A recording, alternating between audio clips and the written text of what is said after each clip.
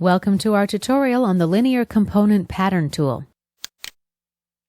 For Direction 1, let's select this edge. For a distance value, let's enter 3.1. Number of instances, 3. Component to pattern, let's use this washer. For the second direction, let's use this line and click Reverse Direction. Here we can opt to pattern seed only.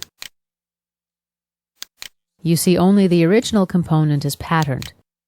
Instances to skip. Let's leave that empty. And we're ready to click OK. Here we've got local pattern 1 in the specification tree.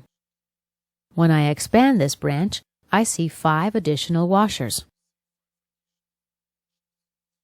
And this concludes our tutorial on the linear component pattern.